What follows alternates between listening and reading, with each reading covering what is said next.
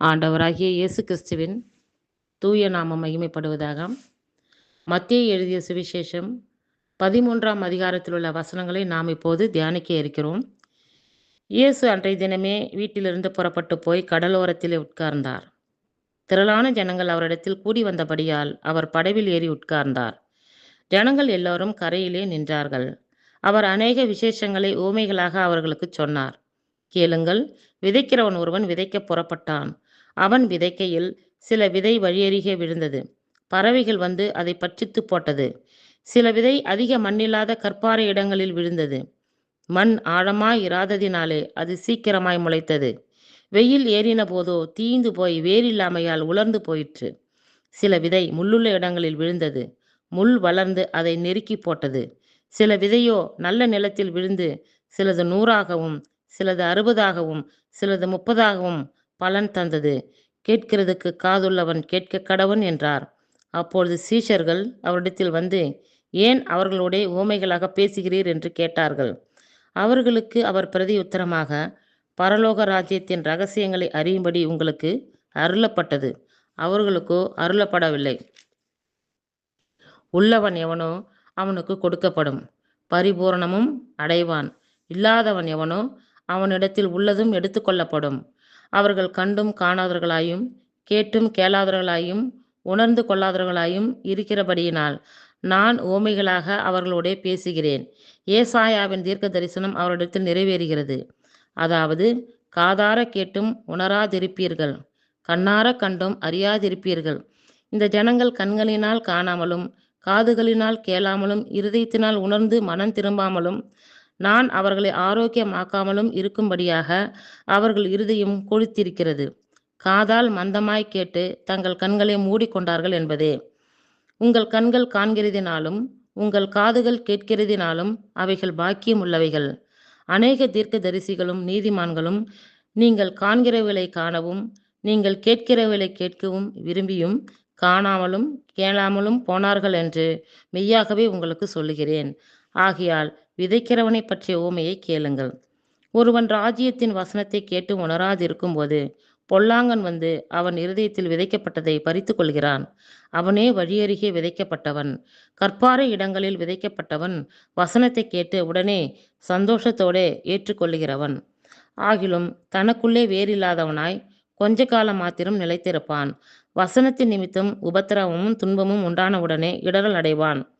முள்ளுள்ள இடங்களில் விதைக்கப்பட்டவன் வசனத்தை கேட்கிறோனாய் இருந்தும் உலக கவலையும் ஐஸ்வர்யத்தின் மயக்கமும் வசனத்தை நெருக்கி போடுகிறதினால் அவனும் பலனற்று போவான். நல்ல நிலத்தில் விதைக்கப்பட்டவனும் வசனத்தை கேட்கிறவனும் உணர்வுறனுமாயிருந்து 100ஆகவும் 60ஆகவும் 30ஆகவும் பலன் தருவான் என்றார். வேறொரு உவமையை அவர்களுக்கு சொன்னார். பரலோக ராஜ்யம் தன் நிலத்தில் நல்ல விதையை விதைத்த மனுஷனுக்கு ஒப்பாயிருக்கிறது. மனுஷர் நித்திரை பண்ணுகையில் அவனுடைய சத்துரு வந்து கோதுமைக்குள் களைகளை விதைத்து விட்டு போனான். பயிரானது வளர்ந்து கதிர்விட்ட போது களைகளும் காணப்பட்டது. வீட்டெஜமானனுடைய வேலைக்காரர் அவனிடத்தில் வந்து, ஆண்டவனே, நீர் உமது நிலத்தில் நல்ல விதையை விதைத்தீர் அல்லவா? பின்னை அதில் களைகள் எப்படி உண்டானது என்றார்கள். அதற்கு அவன், சத்துரு அதை செய்தான் என்றான்.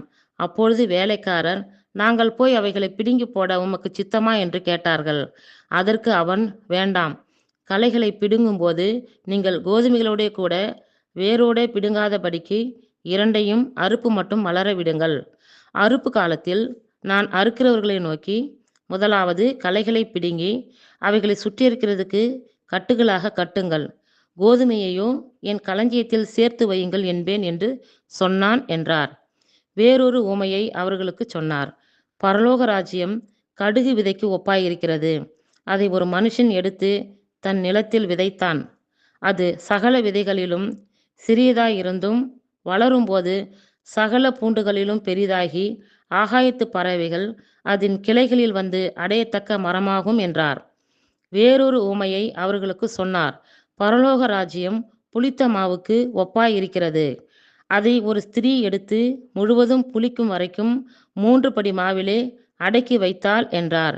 இவைகளை எல்லாம் இயேசு ஜனங்களோடே உவமைகளாக பேசினார். உவமைகளாலே அன்றி அவர்களோடே பேசவில்லை. என் வாயை உவமைகளினால் திறப்பேன். உலகத் தோற்றம் முதல் மறைபொருள் ஆனவைகளை வெளிப்படுத்துவேன் என்று தீர்க்கதரிசியால் உரைக்கப்பட்டது நிறைவேறும்படி இப்படி நடந்தது.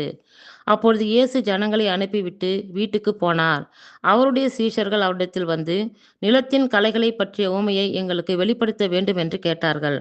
அவர் பிரதி உத்தரமாக, நல்ல விதையை விதைக்கிறவன் மனுஷகுமாரன், நிலம் உலகம். நல்ல விதை ராஜ்யத்தின் புத்திரர், களைகள் பொல்லாங்கனுடைய புத்திரர். அவைகளை விதைக்கிற சத்துரு பிசாசு. அறுப்பு உலகத்தின் முடிவு. அறுக்கிறவர்கள் தேவதூதர்கள். ஆதலால் களைகளை சேர்த்து அக்கினியால் சுட்டெரிக்கிறது போல இவ்வுலகத்தின் முடிவிலே நடக்கும்.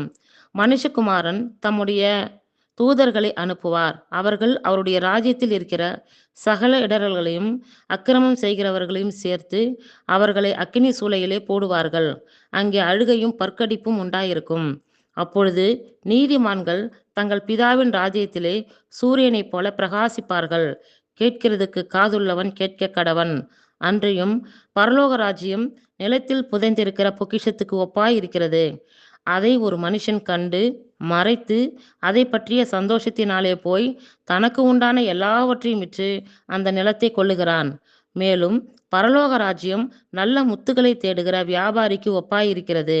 அவன் விலையுயர்ந்த ஒரு முத்தை கண்டு போய் தனக்குண்டான எல்லாவற்றையும் விற்று அதை கொள்ளுகிறான். அன்றியும் பரலோக ராஜ்யம் கடலிலே போடப்பட்டு சகலவிதமான மீன்களையும் சேர்த்து வாரிக்கொள்ளும் வலைக்கு ஒப்பாயிருக்கிறது. அது நிறைந்த போது அதை கரையில் இழுத்து உட்கார்ந்து நல்லவைகளை கூடைகளில் சேர்த்து ஆகாதவைகளை எரிந்து போடுவார்கள். இப்படியே உலகத்தின் முடிவிலே நடக்கும். தேவதூதர்கள் புறப்பட்டு நீதிமான்களின் நடுவிலிருந்து பொல்லாதவர்களை பிரித்து அவர்களை அக்கினி சூளையிலே போடுவார்கள். அங்கே அழுகையும் பற்கடிப்பும் உண்டாயிருக்கும் என்றார். பின்பு இயேசு அவர்களை நோக்கி, இவைகளை எல்லாம் அறிந்து கொண்டீர்களா என்று கேட்டார். அதற்கு அவர்கள், ஆம், அறிந்து கொண்டோம் ஆண்டவரே என்றார்கள். அப்பொழுது அவர் அவர்களை நோக்கி, இப்படி இருக்கிறபடியால் பரலோக ராஜ்யத்துக்கு அடுத்தவைகளில் உபதேசிக்கப்பட்டு தேறின வேதபாரகன் எவனும் தன் பொக்கிஷத்திலிருந்து புதியவைகளையும் பழையவைகளையும் எடுத்து கொடுக்கிற வீட்டெஜமானாகிய மனுஷனுக்கு ஒப்பாய் இருக்கிறான் என்றார். இயேசு இந்த உவமைகளை சொல்லி முடித்த பின்பு அவ்விடம் விட்டு தாம் வளர்ந்த ஊரிலே வந்து அவருடைய ஜெப ஆலயத்திலே அவர்களுக்கு உபதேசம் பண்ணினார். அவர்கள் ஆச்சரியப்பட்டு, இவனுக்கு இந்த ஞானமும் பலத்த செய்கைகளும் எப்படி வந்தது? இவன் தச்சனுடைய குமாரன் அல்லவா? இவன் தாய் மரியாள் என்பவள் அல்லவா? யாக்கோபு, யோசே, சீமோன், யூதா என்பவர்கள் இவனுக்கு சகோதரர் அல்லவா? இவன் சகோதரர் எல்லாரும் நம்மிடத்தில் இருக்கிறார்கள் அல்லவா? இப்படி இருக்க இதெல்லாம் இவனுக்கு எப்படி வந்தது என்று சொல்லி அவரை குறித்து இடரல் அடைந்தார்கள். இயேசு அவர்களை நோக்கி, தீர்க்கதரிசி ஒருவன் தன் ஊரிலும் தன் வீட்டிலுமே என்று வேறெங்கும் கனவீனம் அடையான் என்றார். அவர்களுடைய அவிசுவாசத்தின் நிமித்தம் அவர் அங்கே அநேக அற்புதங்களை செய்யவில்லை. இத்துடன் மத்தேயு எழுதிய சுவிசேஷம் 13ஆம் அதிகாரத்தில் உள்ள வசனங்கள் நிறைவேறிற்று. கர்த்தர் தாமே நம் எல்லோரையும் ஆசீர்வதிப்பாராக. ஆமேன்.